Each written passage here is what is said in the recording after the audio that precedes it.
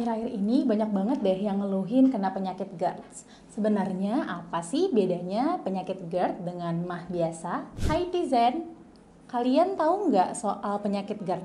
Itu loh istilah penyakit yang sering banget dikaitin sama penyakitnya para budak korporat.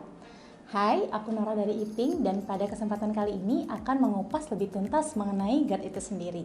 Tapi sebelum kita masuk ke penjelasannya, yuk bantu channel ini dengan cara subscribe dan juga nyalakan loncengnya. Ini dia ABCDE tentang GERD yang wajib banget deh untuk kalian tahu. A. Apa itu GERD? GERD ini sebenarnya adalah singkatan dari Gastroesophageal Reflux Disease yang merupakan kondisi di mana asam lambung itu naik ke area bagian atas tubuh kita, yaitu kerongkongan, dan pastinya muncul secara berulang. Nah, jika memang kemunculannya ini dibiarkan terus-menerus, maka akan mengakibatkan iritasi pada kerongkongan.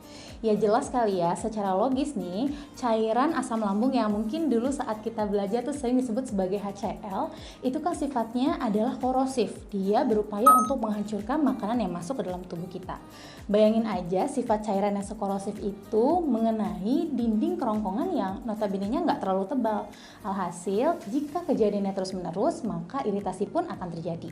Nah, terus apa nih bedanya GERD dengan penyakit MAH biasa?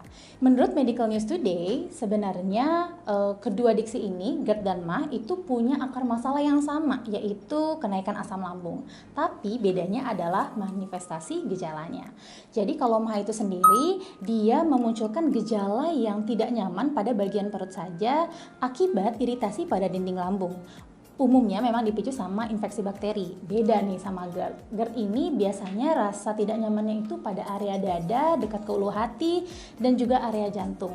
Maka dari itu biasanya memang menyebabkan rasa tidak nyaman di bagian situ dan memang dipicu sama hal yang berbeda, yaitu melemahnya kontraksi sphincter esophagus.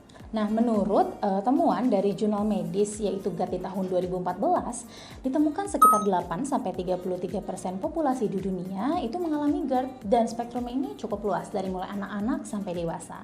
Nah, ini dia beberapa gejala yang umum dirasakan oleh penderita GERD. Yang pertama adalah heartburn atau rasa pada ulu hati. Kalau kita lihat katanya itu heart gitu ya. Sebenarnya ulu hati ini posisinya dekat dengan jantung, makanya disebutnya dengan heartburn. Dan seringkali mungkin ada banyak kesalahan diagnosis antara penyakit jantung dan GERD karena posisi rasa sakitnya itu dekat-dekat dengan jantung. Tapi pada intinya sakitnya itu bersumber dari ulu hati.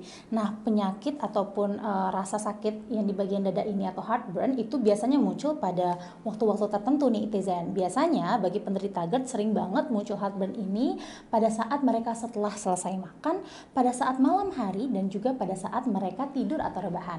Yang kedua adalah backwash atau regurgitasi, yaitu adalah kondisi di mana kita kayak mau sendawa, terus kok seakan-akan kayak ada makanan yang akan keluar dari mulut kita. Biasanya rasanya itu agak sedikit asam dan pedas. Yang ketiga adalah nyeri pada bagian dada. Yang keempat adalah susah menelan atau sering disebut disfalgia. Yang kelima adalah rasa mengganjal di area kerongkongan. Yang keenam adalah karies atau lubang pada gigi. Dan yang terakhir adalah rasa mual. Nah, beda lagi netizen kalau penyakit GERD ini sudah mengalami komplikasi. Biasanya ada gejala-gejala lanjutan dan baru yang juga muncul. Nah, beberapa gejala lanjutannya ini diantaranya adalah 1. Selera makan yang hilang. 2. Nyeri dada yang terasa semakin intens. 3. Muntah terus-menerus, pucat dan 5L alias lemah, letih, lesu, lelah, dan lunglai. 5. Muntah darah atau sering disebut hematemesis. Yang 6. Feses berwarna gelap, bahkan cenderung ke hitam atau disebut sebagai melema. Dan yang terakhir adalah penurunan berat badan tanpa alasan. Nah, kalau kondisi GERD ini dibiarkan terus-menerus, sebenarnya akan ada potensi kemunculan penyakit kronis lainnya seperti Barrett esophagus, bahkan sampai kanker esofagus loh.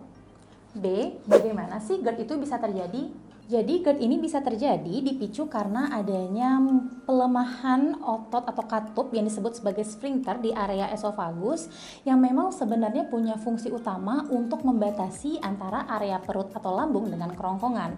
Kalau misalnya kontraksinya melemah, alhasil isi yang ada di dalam lambung atau perut tersebut mudah untuk naik ke atas dan muncullah acid reflux. Sebenarnya kemunculan GERD ini bisa dipicu sama beberapa faktor resiko loh netizen, di mana diantaranya adalah pertama, kondisi overweight atau obesitas. Kedua, kondisi sedang hamil. Ketiga, gastroparesis atau kondisi di mana melemahnya otot lambung sehingga makanan itu berada dalam jangka waktu yang lebih lama daripada idealnya di dalam lambung itu sendiri. Keempat adalah penyakit pada jaringan ikat seperti rheumatoid arthritis, scleroderma, ataupun lupus. Dan yang kelima adalah pola hidup yang tidak sehat. Misalnya, pertama, kebiasaan merokok. Kedua, terlalu banyak konsumsi makanan yang terbilang heavy, kayak makanan-makanan yang rasanya pedas, asam, dan juga berminyak.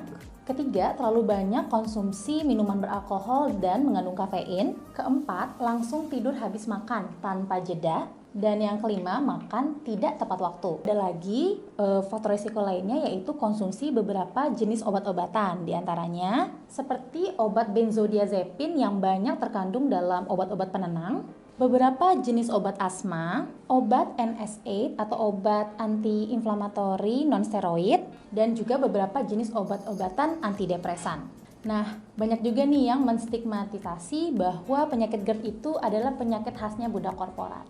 Kalau kita pikir secara logis, bisa jadi jika karyawan tersebut sebenarnya punya rutinitas yang benar-benar intens, pack, dan juga bekerja di bawah tekanan yang sangat tinggi, yang bisa jadi berimpact pada mental health yang kurang baik. Nah, menurut temuan dari Journal National Library of Medicine, sebenarnya seseorang yang punya riwayat penyakit ataupun gangguan kesehatan mental seperti cemas ataupun depresi itu berisiko mengalami GERD 1,7 kali lebih riskan dibandingkan yang biasanya, di mana level kondisi mentalnya itu misalnya kayak level kecemasannya, anxiety-nya itu punya pengaruh pada seberapa besar efek acid refluxnya loh jika memang orang tersebut terdiagnosis mengalami GERD. So, that's why memang kalau kita ngomongin tentang pengobatan GERD itu nggak cuma soal mengobati anggota tubuhnya, tapi biasanya juga direkomendasikan akan modifikasi perilaku atau kebiasaan, di mana hasilnya sebenarnya adalah untuk memberikan ataupun memodifikasi kondisi mental yang lebih baik untuk penderitanya.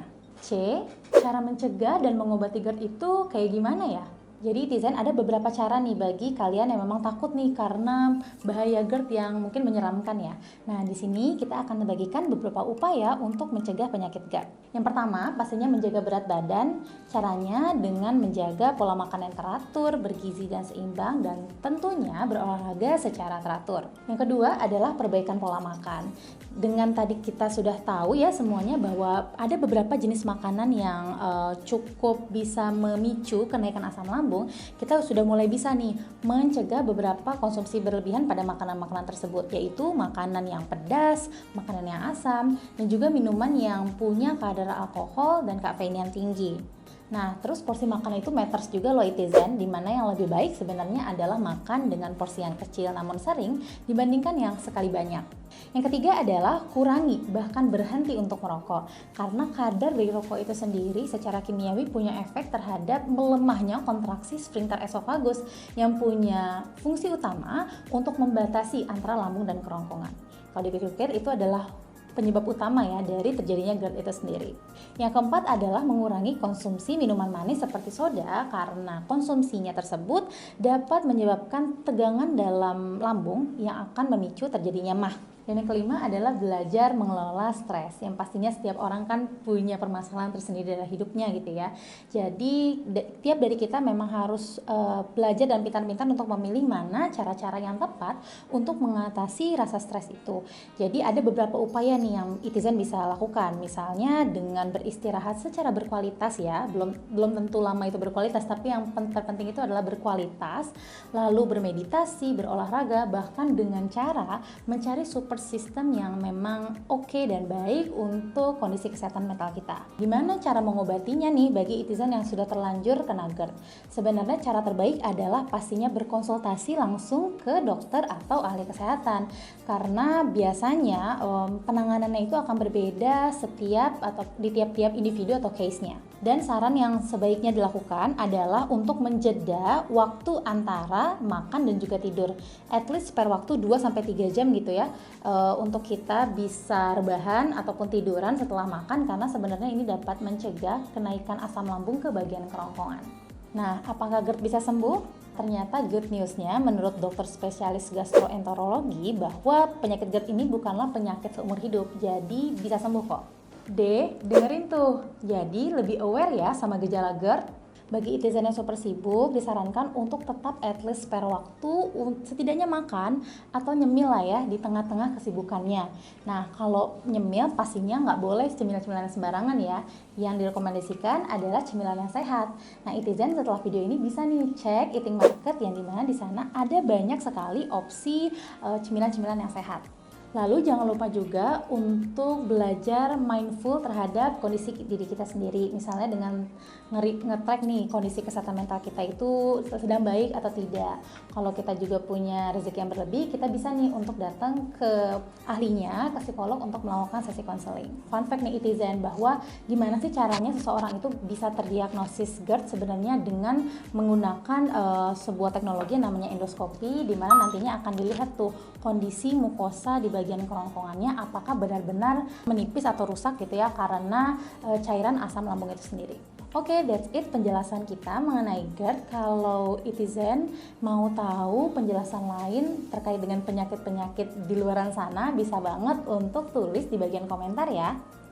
Kalau kalian juga suka dengan videonya, jangan lupa untuk like dan juga share ke teman dan keluarga terdekat kalian. And also don't forget to subscribe dan juga hit the notification bell. See you on the next video, netizen. Bye-bye.